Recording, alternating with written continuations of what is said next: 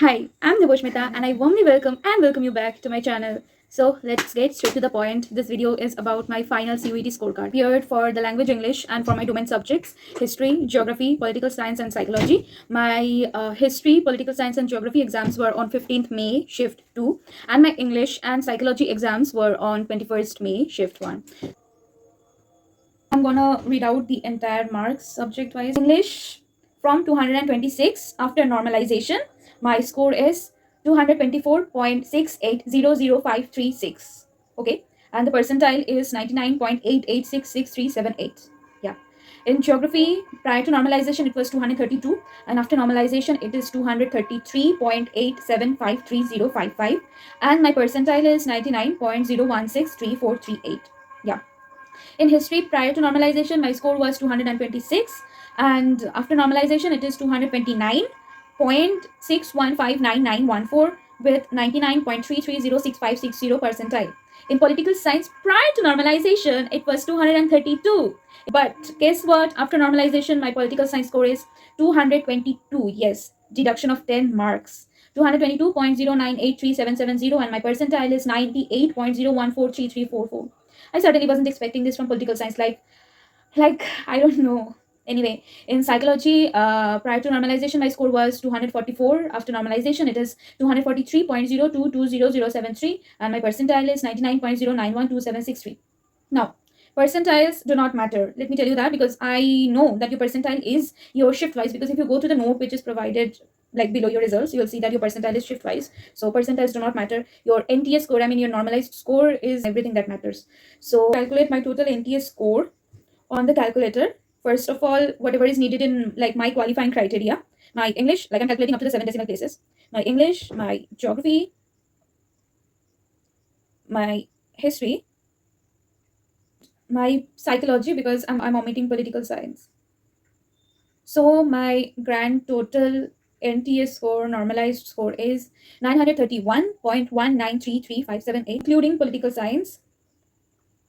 My total score out of 1250 is 1153.291738, which is like rounded off to 1153 only. Lured myself into thinking that the person at 20th position in the list of the top scorers given by NTA is at 1176. So if I'm having 1153, does that mean I'm somewhere in the top 40 or 50 or something?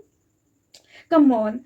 I do not know whether 931 out of 1000 is a decent score to get into the colleges of my preference or not. But yeah, of course, I'm like gonna break it to you right now, so that like whatever happens a month later or like a few weeks from now, I do not get poked at it for it. So I am from the scheduled caste category, and of course, I do not believe in this reservation like privileges that we get. But yeah, anyway, I wanted to get an unreserved seat, which is why I studied my best. I really did. But my shifts were tough. If you look at history, you look at English, you look at geography. Honestly, right now I cannot even comment on political science because please.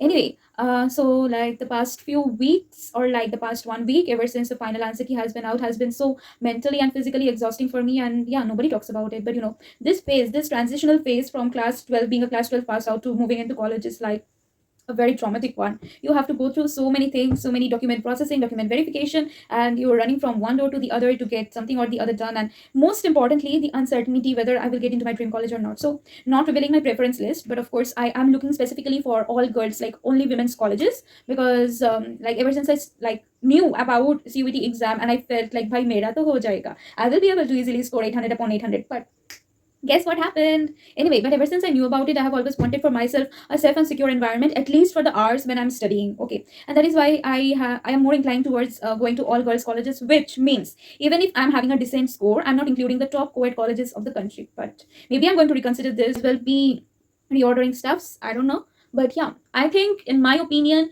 this year onwards, like if they continue the same pattern, 850 plus is a decent score to get into North Campus. And I do not believe this North Campus, South Campus, off campus bias. Yeah, keeping aside off campus, you see, it doesn't mean that all the North Campus colleges are perfect and all the South Campus colleges are bad. No, it isn't like that. Okay, like each campus is having its own set of top colleges, own set of decent colleges, own set of good colleges, mediocre colleges, and own set of okayish colleges. Do your own research, go through the colleges' websites, go through the rankings, and go through the Instagram pages of the colleges if need be, and you sort out your priorities, like whether academics is your sole priority or you're also having other priorities as well as the fests, the events, the activities, and the societies and everything. So sort out everything, go to the like faculty page, go to their cvs, you can find their resumes on the website, like just search for it on google and you'll find it. So you have got to do your own work. And we should all hope for the best instead of being disheartened. Like whatever your score is, put your top preferences always on the top. Do not be like, yeah, I'm having a less score, like I'm gonna be I'm going to believe the youtube gurus and everything, and I'm not going to put my top preferences on top. Like it can happen. And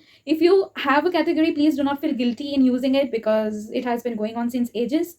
And yeah, like I feel guilty at this point, but I really hope I get an unreserved seat. I don't know what's gonna happen. Like today is 8th, the portal like phase 2 was supposed to be open by now, and it gets like the preferences get locked on 14th. On 15th we get the simulated ranks. Like even I am a layperson figuring everything out. Okay, I understand how confusing this stage is, so I'm there with you. On 19th perhaps we shall get our colleges. Let's hope for the best. Do not lose hope. We are all just living for the hope of it all. And even if something or the other does not work out, let us not make it the sole determinant of our potential and our efforts. Like you know how much hard work you have put in. Okay.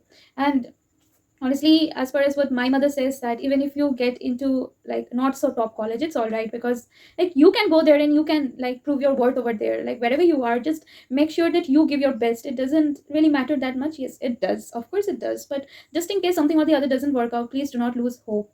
You have got a long way to go. You have got several things to do, several dreams to achieve, and it's not the end of the world. So that is what I've got to say. And yeah, all the best to everyone, to me as well. Yeah.